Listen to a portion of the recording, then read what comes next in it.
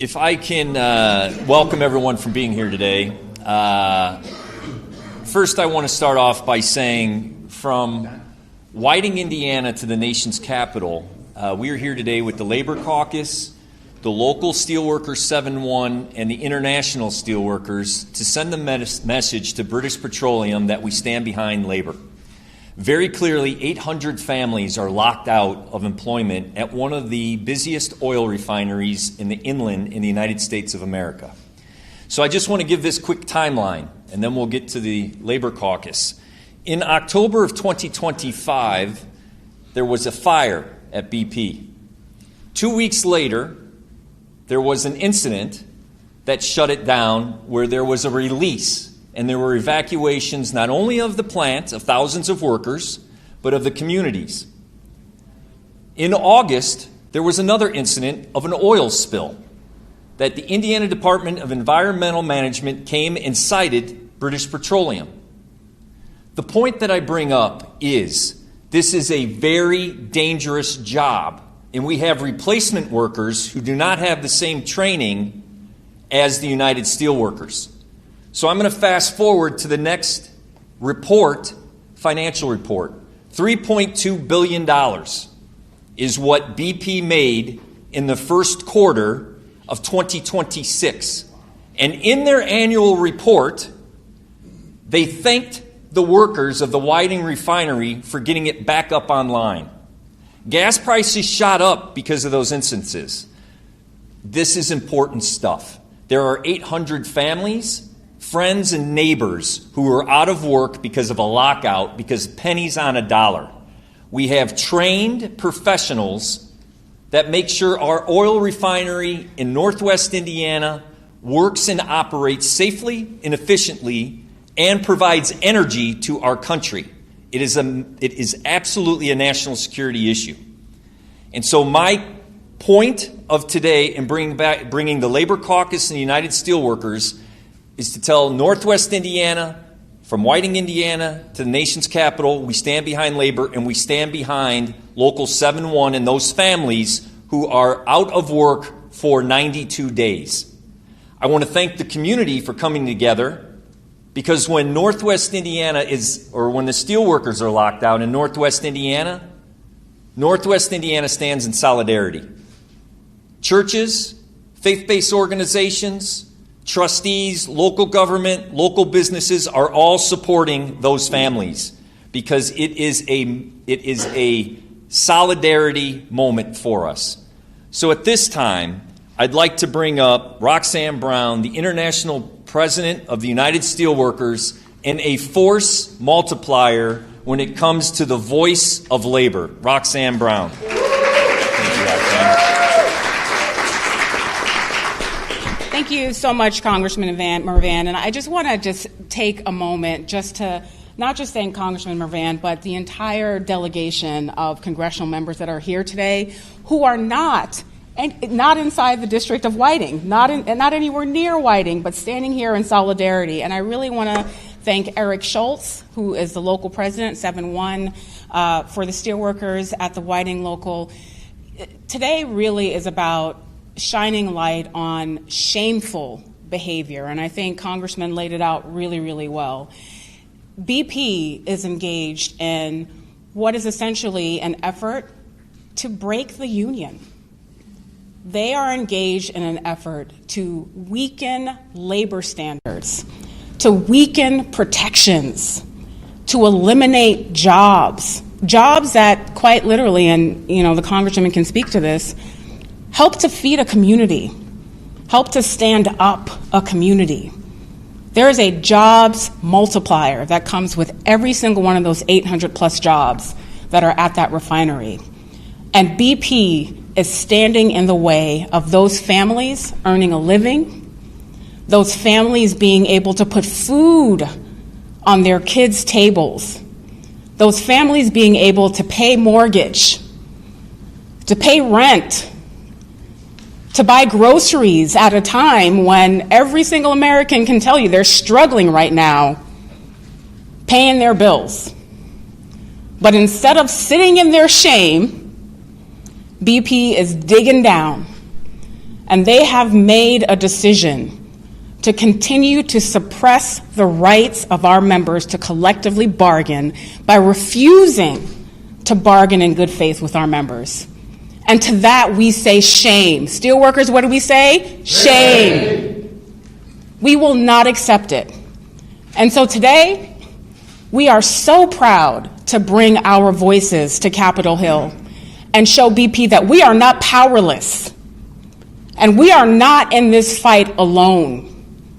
We stand not just with each other, but we have a whole legion of people standing next to us, behind us, and in front of us as we charge ahead to fight.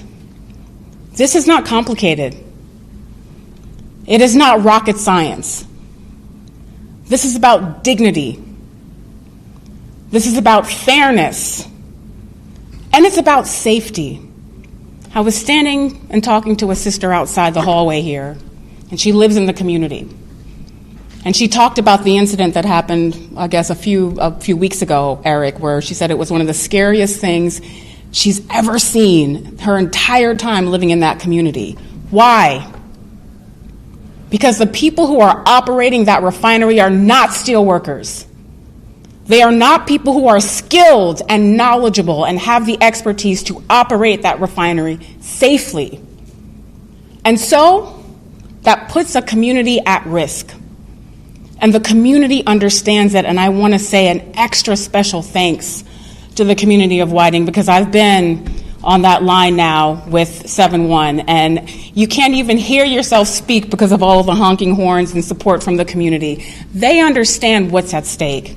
And so I'm so proud to stand here with not just Eric, but again with this congressional delegation. Thank you for the leadership. Congressman Mrvan, you've been there, lockstep with this local, and we really appreciate you. Thank you.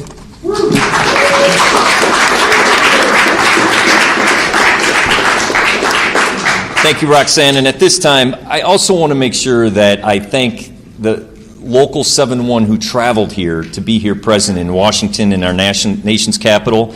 Eric Shultz, who epitomizes the ability to galvanize and understand what collective bargaining is, and to be able to understand what solidarity is. Because after 92 days of no income, it gets challenging to keep men and women together.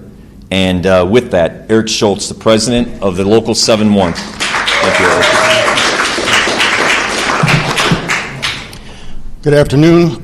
Thank you, Congressman Mrvan, for putting this together on short notice. Thank you, President Roxanne Brown, for all your leadership. Thank you to the entire delegation that stands in support of us. My name is Eric Shultz. I'm the president of United Steelworkers Local 7-1 out of Whiting, Indiana. As you've heard, for more than 3 months, approximately 800 workers have been locked out by British Petroleum. Locked out not because of demands that our members are making, not because of demands that we've put on the table, but because of concessionary demands that British Petroleum has put on the table, and they're absolutely hell-bent on taking from us. As Congressman Mrvan pointed out, $3.2 billion profit in the first quarter while our members were in there working after we put the refinery back together again. $3.2 billion in profit, yet they want concessions from our members, drastic concessions. Elimination of over 100 jobs. Initial proposal was 200 jobs. Elimination of bargaining rights over ways of working, job classifications, pay, training, artificial intelligence, massive concessions from a company that made $3.2 billion in 1 quarter. Shame. This lockout, it's not just a dispute on paper. I have to stress that. This is personal. There are 800 men and women and their families that are going without a paycheck, having to work 2 and 3 jobs, trying to make ends meet, while British Petroleum sits back in the hopes that they're going to starve us out. We have 800 men and women that are frustrated in the streets. They didn't walk out on their jobs. This is not a strike. They want to be at work. We want to be at work. Our ask, our demand is that British Petroleum get to the table and for the first time, bargain in good faith to get a fair contract, a contract that respects the workers that make those profits.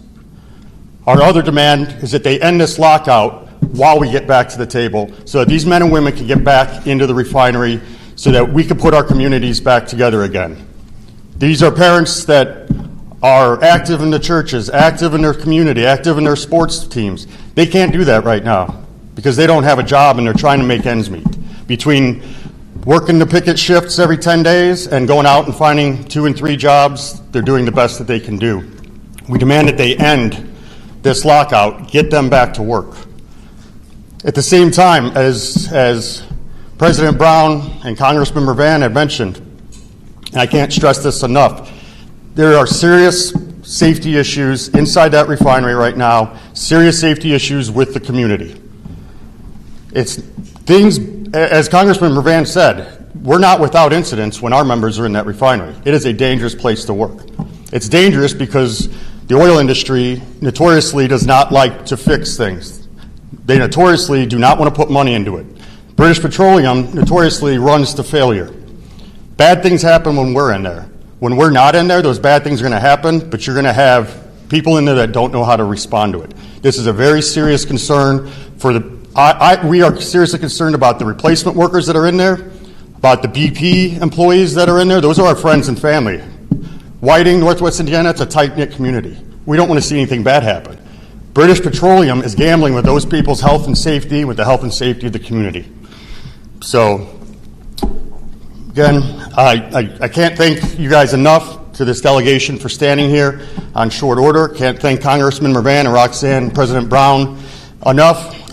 We ask that everyone do your part, anything you can do to help put pressure on British Petroleum to end this lockout and get to the table and bargain for the first time in good faith for a fair contract.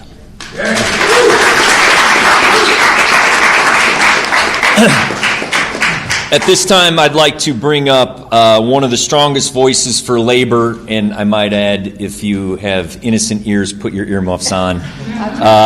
Debbie Dingell, who is a voice, Representative Debbie Dingell, a voice for labor and does not hold back. Representative. So I'm going to, Ron Bieber, who's the president of the AFL-CIO in Michigan, says indoor voice, outdoor voice. I'll try to use my indoor voice. I want to thank Frank Mrvan for his leadership, his caring, his bringing this to our attention as soon as it's happened and trying to show a company that's screwing the workers, we're not going to stand for it. And I want to thank President Brown and President Shultz. I've stood with President Brown. I know what happens when corporations screw workers and try to break contracts. They don't want. You know, the end thing right now for these billionaires in this corporation is to try to break unions. And I thank the men and women in Indiana that are standing up and not going to let themselves be broken. And now is a time, you can't do it. This is a time to remind people, you know, we're seeing this pattern, to remind people that unions are who created good working jobs in this country. That people take for granted what they have. A 40-hour work week, overtime, sick pay, trying to still protect those pensions, safe working conditions. Well, BP is sending a message they don't give a shit about safe working conditions. Because when they're bringing in people that are not trained for these jobs, I've seen what happens. And you are right. You care about the people in your community because you don't want something to happen that is going to hurt the workers, or quite frankly, if it's something really bad. And I've seen what happens when something really bad happens, when communities are poisoned or fires or there's something that happens. So we need to be here today and remind people what BP is doing is wrong. These aren't just workers. They are skilled technicians, maintenance operators, emergency responders, people who have spent their life keeping this refinery running safely and efficiently. And BP locked them out. So right now we're fighting for this community and for those workers. But I want to make another point. When I'm proud to be here with my labor co-chairs and other members of the Labor Caucus. Working men and women are the backbone of this country. Billionaires and corporations are trying to screw the working men and women today who can they can barely get by with the wages they're making, and they're not even fighting over their wages. We got to fight to ensure that benefits that have been earned are protected. But we also have to make sure that the $3.4 billion, really? Come on. People are hurting today. Working men and women need somebody willing to fight for them, to stand up for them, and to protect what unions earned for workers after the last few decades. People are trying to take us backward, and we need to say, I know my staff's going to get me to behave. I'll just say F you, because we're going to fight for working men and women every day.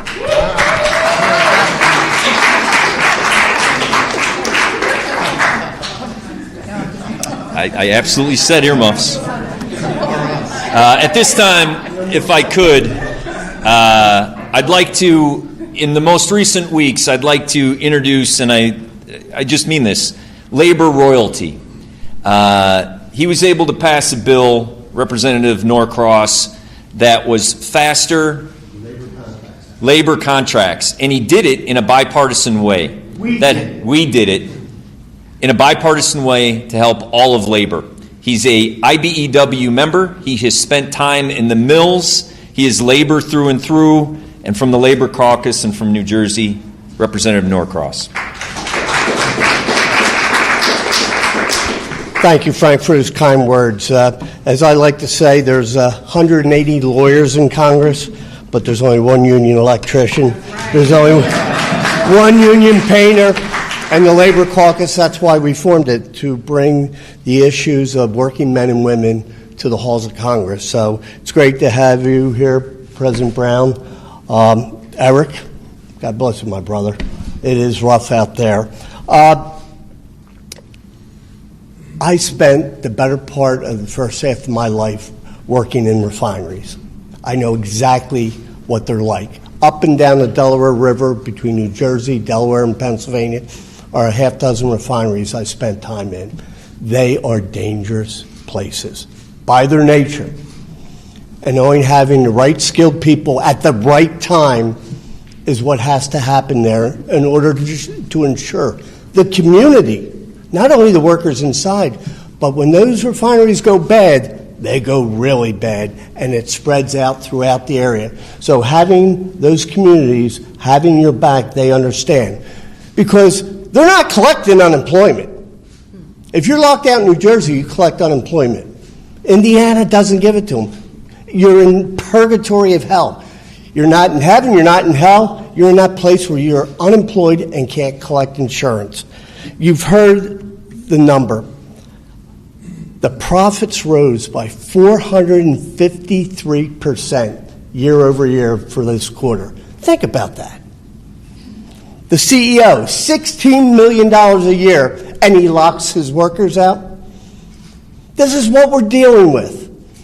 It's like the Revolutionary War, King George over there in England trying to screw the people of the United States. This time we're a little bit bigger. If you don't want to play by our rules and take care of our people in our country, go the fuck back where you came from. I got no problem with that. We have relationships with Great Britain. And you know what? When we go back, we're going to make some phone calls saying, what are you doing here?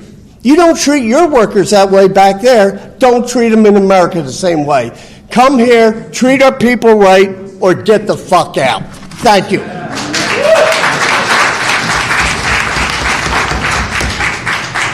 At this time, from Wisconsin, one of the labor co-chairs and also a union painter, Mark Pocan, who is a strong voice from Wisconsin for working men and women and is relentless on the Appropriations Committee, and someone who lives, breathes for working men and women every single day. Mark Pocan. Well, it's great to be here, and I want to give extra credit here to Frank Mrvan. There is not often that we do a press conference in Washington, D.C. about an action. This is a very egregious action. We just don't do this often because not many members go past the talk to actually go to the walk and get stuff done. And Frank is one of those folks who does that. So thank you, Frank, for fighting so hard for your constituents and for the people working in northwestern Indiana. I spent over 30 years as a member of IUPAT. I was a union contractor, did the work, but also owned the shop and had a union shop, did signs and specialty printing.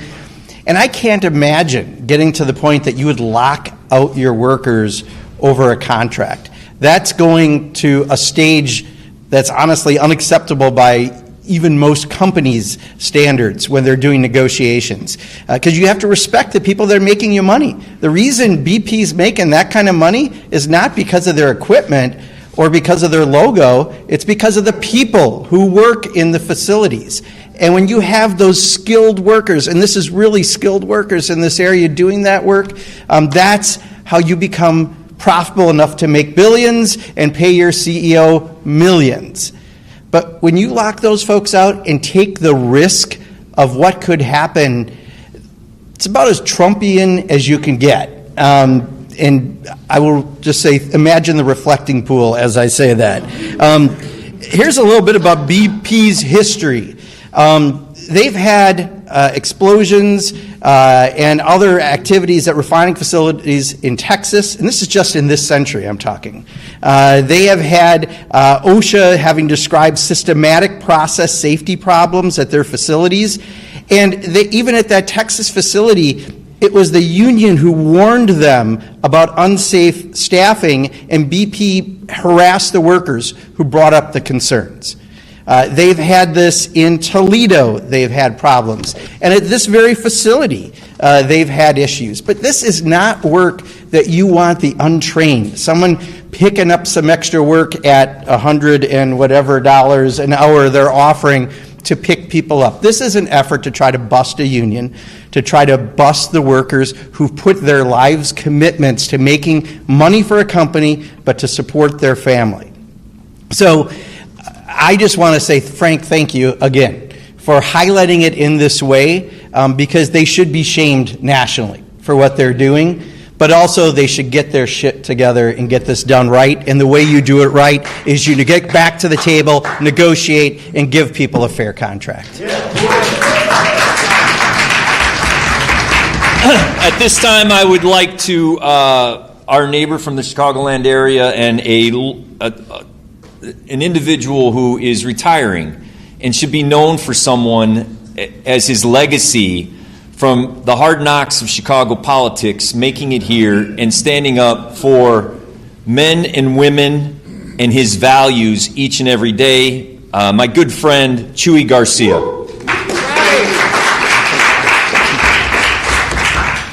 Thank you so much, Frank Mrvan, and so proud to stand with President Brown and President Shultz this afternoon. As someone who represents an overwhelmingly working class district, someone who became a Teamster right out of high school, was a founding member of a union at the Legal Assistance Foundation, United Auto Workers, I'm proud to stand here in solidarity with the workers at the BP plant, Local 701, United Steelworkers of America.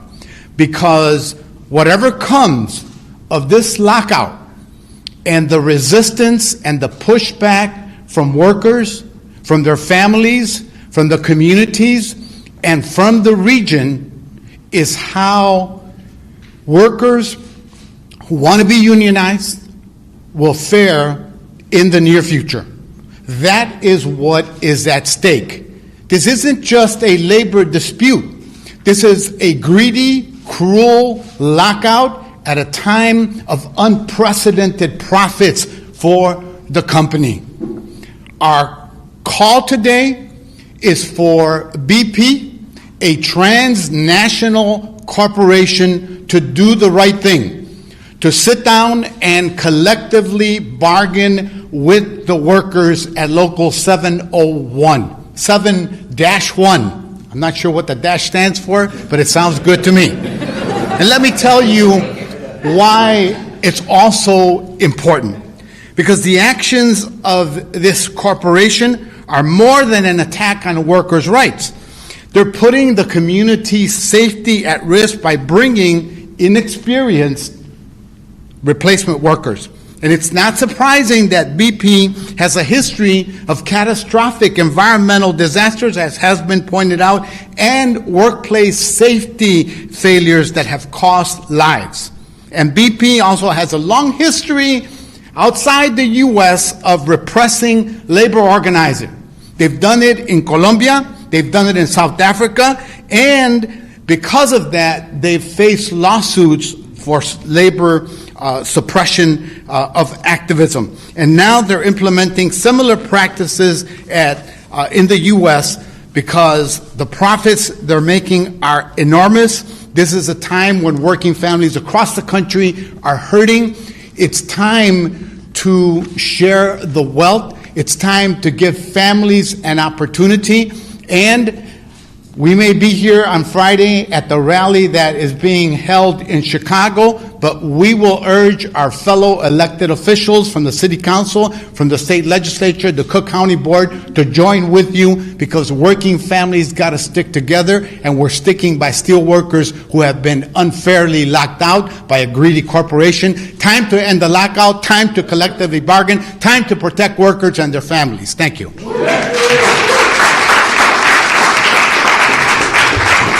At this time, I'd like to introduce Representative Nikki Baczynski, who is a rising star and a shining star for labor, and who walks the walk. And every single action she thinks about and wants to know how it affects working men and women, our economy, and labor unions. Nikki Baczynski. Thank you. Good afternoon, everyone. I just want to say a huge thank you to Frank Mrvan for all of your leadership on this issue. Frank is also the co-chair of our Steel Caucus, which I'm a very proud member of. And I'm here today to just stand with the United Steelworkers, to stand with the hard-working men and women in Whiting, Indiana, who have been locked out for far too long, to say to this company, and Frank Mrvan led a letter to the CEO, Meg O'Neill, to say, end this lockout right now. Respect the work and the expertise of these hardworking men and women who have been making you profit day in and day out, and come back to the bargaining table. It's a simple request. It is respecting the dignity of work, and again, a profitable company like BP should be at the table wanting what's best, not just for those working people, not just for those United Steelworkers, but the community as a whole. And they are unfairly and unjustly shutting and locking out these folks. And so it has gone on for far, far too long. I'm always proud to stand with the United Steelworkers. I represent a community, Granite City, Illinois, that is a mill town that knows a fight. And I would just say to BP, if you're underestimating the steelworkers, you're making a huge mistake. We will be there, yes.